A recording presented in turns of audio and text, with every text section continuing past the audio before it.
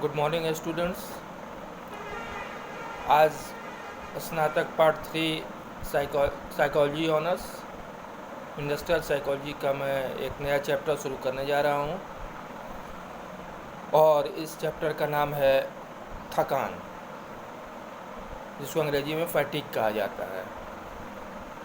तो थकान ये चूँकि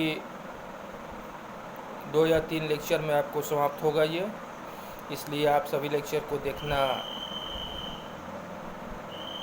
आवश्यक समझिएगा। तो सबसे पहले आज यहाँ बात आती है थकान की, कि थकान क्या है, औद्योगिक थकान क्या है। तो किसी भी औद्योगिक या सांगठनिक परिस्थिति में थकान एक ऐसी जटिल घटना है जिसे संक्षिप्त रूप से परिभाषित नहीं किया जा सकता है। एक ऐसी घटना है ये थकान जिसको आप चाहें कि यदि हम संक्षिप्त रूप में इसको परिभाषित कर दें तो यह संभव नहीं है, क्योंकि कभी कभी होता क्या है कि उत्पादन में ह्रास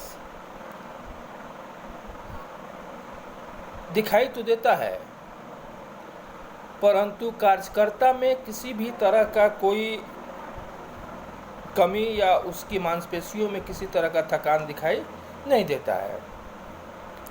उसी तरह से कभी कभी थकान के कारण व्यक्ति के भाव पक्ष प्रभावित हो जाते हैं, कभी कभी व्यक्ति के जो भावनाएं होती हैं वह प्रभावित हो जाती हैं, परंतु उत्पादन पर उसका कोई प्रभाव नहीं पड़ता है, उत्पादन में कोई कमी नहीं आती है।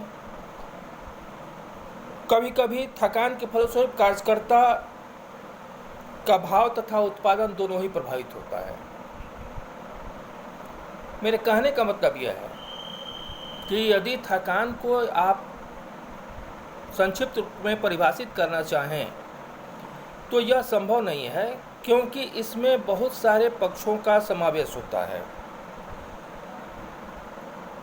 तो थकान शब्द का साधारण रूप में हम यही अर्थ निकालते हैं इसका, कि यह लंबे समय तक काम करने के दरमियान, लंबे समय तक हम जब कार्य करते हैं और उसके फलस्वरूप यदि कार्य में उत्पादन या कार्य की क्षमता घटती है तो हम उसको थकान की संज्ञा देते हैं, तो हम उसको थकान कहते हैं। परंतु कभी कभी ऐसा होता है, दैनिक जीवन में ऐसा देखने को मिलता है कि थकान का जब अनुभव होता है, जब व्यक्ति थकान की अनुभूति करता है, वैसी स्थिति में उसके काम करने की जो गति होती है वह भी धीमी हो जाती है। अंत में स्थिति यह होती है कि व्यक्ति थक कर काम करना बंद कर देता है। लास्ट में स्थिति यह हो जाती है कि व्यक्ति काम करना ही बंद कर देता है और उसमें इस तरह की अनुभूति होने लगती है कि वह अब लंबे समय तक या कुछ क्षणों तक और काम नहीं कर सकता है,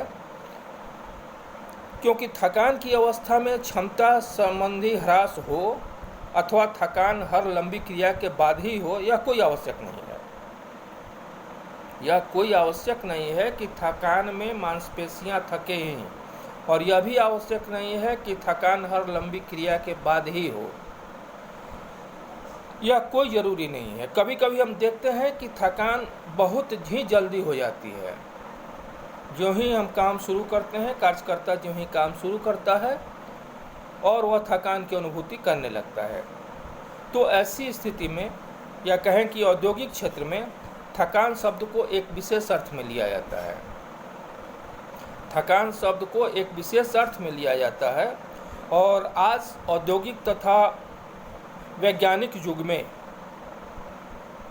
दिन प्रतिदिन नई नई मशीनों का आविर्भाव हो रहा है, नई नई मशीनें आ रही हैं, नए नए टेक्निक्स आ रहे हैं, नई नई विधियाँ आ रही हैं, उनके साथ कार्यकर्ता को काम करना पड़ता है, जिससे उसे किसी भी कार्य को करने के लिए बहुत ही कठिन परिश्रम की आवश्यकता नहीं होती है। पहले कार्यकर्ता को हर काम करने के लिए बहुत ही कठिन परिश्रम करना पड़ता था, लेकिन आज वह स्थिति नहीं है।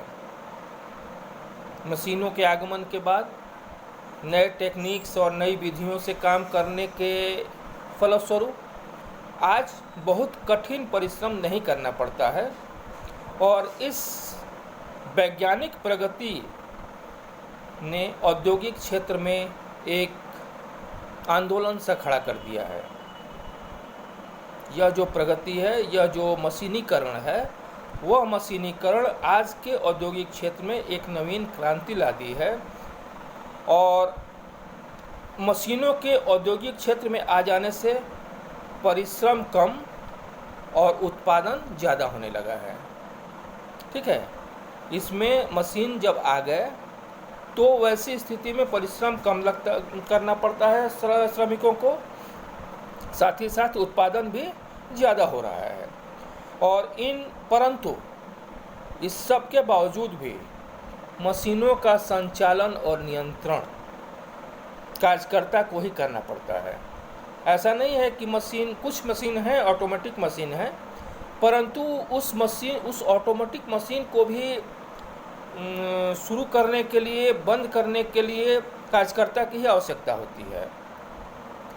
और परंतु वैसी स्थिति में भी यदि कार्यकर्ता मशीन के साथ भी कार्य कर रहा है, और उस स्थिति में भी कार्यकर्ता यदि लंबे समय तक काम करेगा, यदि काम के प्रति उसकी रुचि नहीं रहेगी, तो वैसी परिस्थिति में वह थकान की अनुभूति उसे भी होगी, और वह थका हुआ व्यक्ति ज़्यादा उत्पादन नहीं दे पाएगा। उस मशीन के साथ भी वह ज़्यादा उत्पादन नहीं दे पाएगा, और वह काम करना बंद कर देता है, जिससे उत्पादन में कमी आ जाती है। और उत्पादन में कमी के साथ ही साथ थका हुआ कार्यकर्ता यदि काम करता रहता है, मशीन के साथ काम करता रहता है, तो इस बात की संभावना और ज़्यादा बढ़ जाती है कि दुर्घटनाएं होंगी, क्योंकि मशीनीकरण के आगमन के बाद ऐसा देखा गया है कि उद्योग धंधा में दुर्घटनाओं की संख्या बढ़ गई है। जब मैनुअल काम होता था, जब व्यक्ति या कार्यकर्ता हाथ से काम करते थे, तो ऐसी परिस्थिति में दुर्घटनाएं थोड़ी कम होती थी, परंतु आज स्थिति यह हो गई है कि थोड़ी भी सावधानी हटती है, थोड़ा भी व्यक्ति जब थकान की अनुभूति करता है, और निश्चित रूप से जब वह थकान की अनुभूति करेगा तो वह काम के प्रति सुस्ती आएगी, नींद आएगी, या और भी दूसरी समस्याएं उत्पन्न होंगी, जिससे कि मशीन के साथ काम करने में दुर्घटना होने की संभावनाएं ज़्यादा बढ़ जाती हैं। तो ये जो थकान है, यह थकान दो तरह का होता है, दो प्रकार की ये थकान होते हैं। एक को कहा जाता है आवश्यक थकान, एक को कहा जाता है आवश्यक थकान, और दूसरे को कहा जाता है अनावश्यक थकान। तो जो आवश्यक थकान है, तो इस आवश्यक थकान को हम उद्योग धंधा से या किसी भी क्षेत्र से हम समाप्त नहीं कर सकते हैं। क्योंकि यह जो थकान है, वह हर व्यक्ति को हर स्थिति में यह थकान होगा ही होगा। यदि काम की गति तेज है, यदि काम के घंटे ज़्यादा हैं, यदि काम की परिस्थितियां उपयुक्त नहीं हैं, या वहाँ के भौतिक वातावरण सही नहीं है, तो वैसी स्थिति में ये आवश्यक थकान होगा। ये आवश्यक थकान है। काम के घंटे जब लंबे होंगे तो थकान होगा, स्वाभाविक है, आप इसको रोक नहीं सकते हैं, आप इसको किसी भी तरह से इसका रिमेडीज नहीं कर सकते हैं, आवश्यक थकान होगा ही होगा। तो यह आवश्यक थकान उद्योग धंधा के लिए उतना घातक नहीं है, क्योंकि यह हम मान के चलते हैं, उद्योगपति या जो काम लेने वाले व्यक्ति हैं कार्यकर्ताओं से, वह ये मान के चलते हैं कि जब भी काम के घंटे ज़्यादा होंगे तो व्यक्ति में थकान होगा, वैसी परिस्थितियों में दुर्घटनाएं हो सकती हैं, वैसी परिस्थितियों में उत्पादन कम हो सकता है। तो उसको दूर करने के लिए वे विश्राम की व्यवस्था करते हैं, विश्राम दे देते हैं। और व्यक्ति की मांसपेशियां जो थकी हुई रहती हैं, जो काम के प्रति अपने को सक्षम नहीं पाती हैं, तो वह व्यक्ति उस काम के प्रति अपना एनर्जी गेन करके और उस काम को करना शुरू कर देता है। तो हम कह सकते हैं कि आवश्यक थकान औद्योगिक मनोविज्ञान के अध्ययन का कोई विषय नहीं है, परंतु उद्योग धंधा में या औद्योगिक मनोविज्ञान में यदि थकान की हम चर्चा करते हैं, थकान का हम यदि अध्ययन करते हैं, वह थकान है अनावश्यक थकान। वह अनावश्यक थकान है जिसके कारण उद्योग धंधा में बहुत सारी प्रॉब्लम्स, बहुत सारी समस्याएं उत्पन्न होती हैं। और इस थकान के ही कारणों की खोज की जाती है कि यह थकान आखिर होता क्यों है, यह अनावश्यक थकान आखिर क्यों होता है, कौन सा ऐसा कारण है जिससे यह थकान होता है। यदि कारण की जानकारी हमें हो जाती है तो हम फिर उसके रेमेडीज़ की खोज करते हैं, हम उसके निवारण की खोज करते हैं, हम इस बात की खोज करते हैं कि कैसे इस थकान को दूर किया जाए। क्योंकि आवश्यक थकान तो दूर नहीं किया जा सकता है, आवश्यक थकान को ख़त्म नहीं किया जा सकता है, परंतु जो अनावश्यक थकान है, जो उद्योग धंधा के लिए एक समस्या है, इस अनावश्यक थकान को दूर करने के कुछ उपाय हैं, कुछ उसके निराकरण के उपाय हैं, जिसकी चर्चा हम धीरे आगे के लेक्चर में करेंगे। परंतु अभी हम ये देखेंगे कि अनावश्यक थकान क्या है। तो अनावश्यक थकान है कि जब कुछ उद्योग धंधा में इस तरह के थकान होते हैं जो कि बिना किसी लंबे समय तक काम किए या सारी औद्योगिक परिस्थितियां, सारी उद्योग धंधा की जो भौतिक परिस्थितियां हैं वे कार्यकर्ता के अनुकूल रहती हैं। इसके बावजूद कार्यकर्ता बहुत जल्दी थकान की अनुभूति करने लगता है, बहुत जल्दी कार्यकर्ता थकान की अनुभूति करने लगता है। तो थकान की इसी अनुभूति को हम अनावश्यक थकान कहते हैं, क्योंकि लंबे समय तक काम करने के बाद कार्यकर्ता थक जाए, यह तो एक नेचुरल फेनोमेनन है, यह तो एक नेचुरल चीज़ है, यह एक स्वाभाविक प्रक्रिया है कि व्यक्ति थकेगा।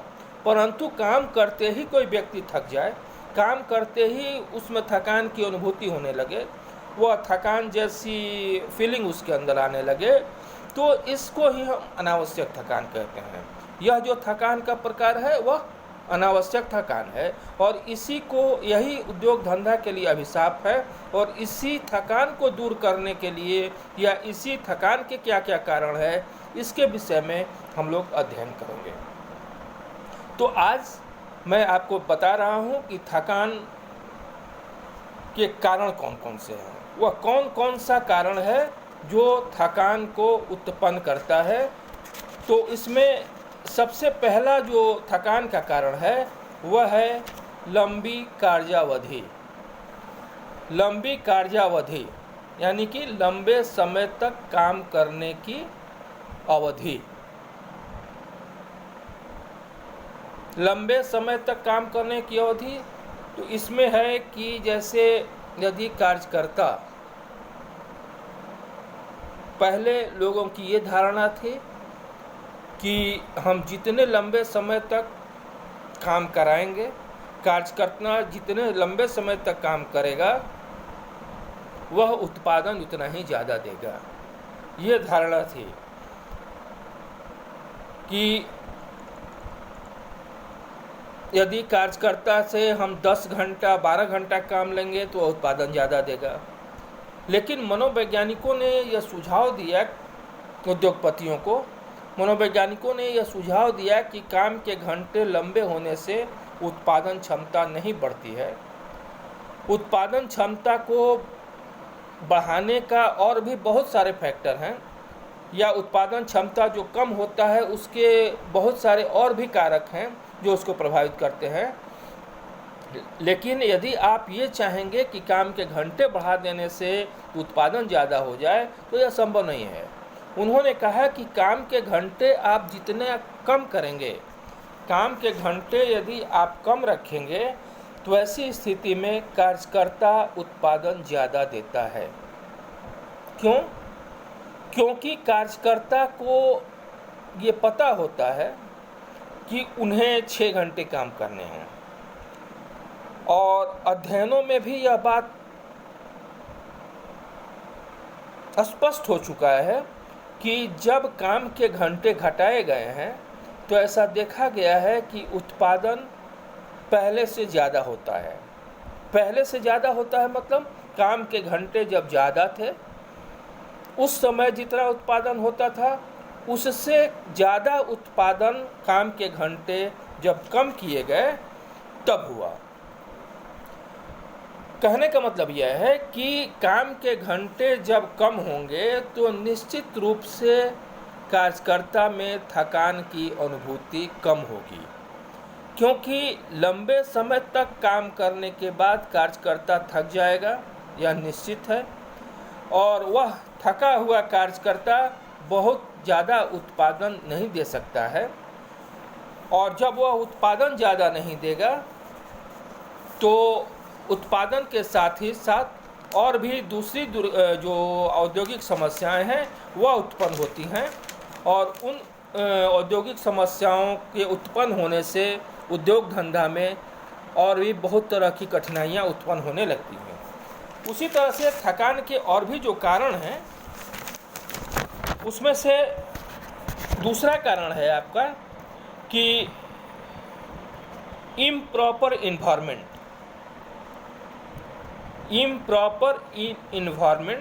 या जो हम कहते हैं उसको कि जो उपयुक्त जो भौतिक वातावरण है उसका अभाव।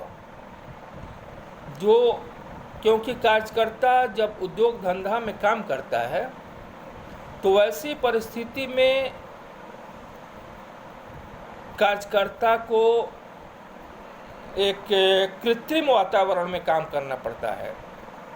एक ऐसा वातावरण जो कि मैन मेड होता है, वह वातावरण वह प्राकृतिक वातावरण नहीं होता है, बल्कि वह एक कृत्रिम वातावरण होता है।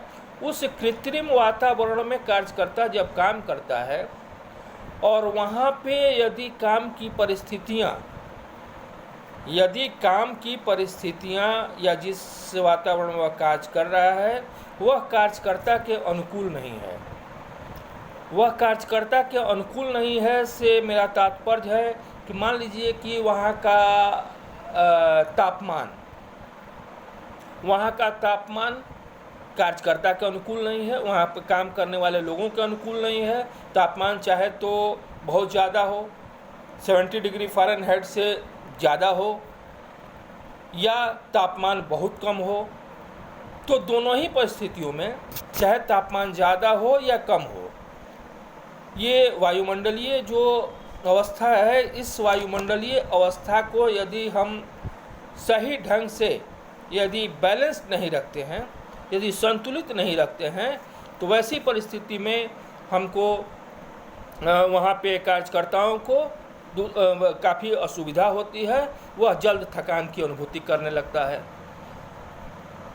उसी तरह से प्रकाश की व्यवस्था, यह भी भौतिक वातावरण में ही आता है कि प्रकाश की जिस स्थान पे कार्यकर्ता काम कर रहा है, उस स्थान पे यदि प्रकाश की व्यवस्था उपयुक्त नहीं है, यदि प्रकाश की व्यवस्था सही नहीं है, प्रकाश की तीव्रता सही नहीं है, कि कितना तीव्र प्रकाश होना चाहिए, कितना फुट कैंडल प्रकाश होना चाहिए, उतना है या नहीं है, प्रकाश का वितरण सही ढंग से हो रहा है या नहीं हो रहा है, प्रकाश सभी कार्य क्षेत्रों में समान रूप से वितरित है या नहीं है, प्रकाश का रंग कैसा है, किस रंग के प्रकाश में काम करना है, ये सारी जो बातें हैं वह यदि नियंत्रित हो, वह उस पर यदि सावधानी पूर्वक विचार करके वह व्यवस्था की गई हो, तब तो कार्यकर्ता को उतना जल्दी थकान वो अनुभव नहीं करेगा।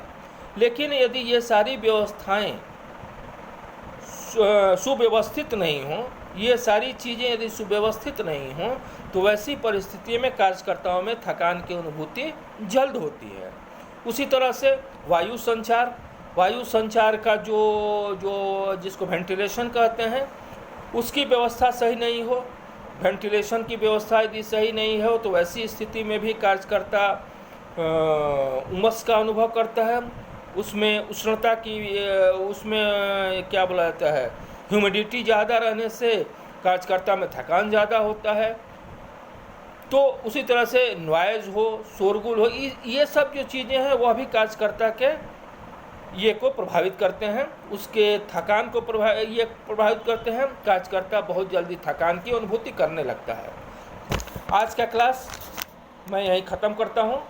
दूसरे दिन मैं इससे आगे बढ़ूँगा। ये थकान के कारणों में ही अभी आगे भी बहुत सारे कारण हैं, उसकी चर्चा हम लोग करेंगे। धन्यवाद। आज के लिए बस इतना ही।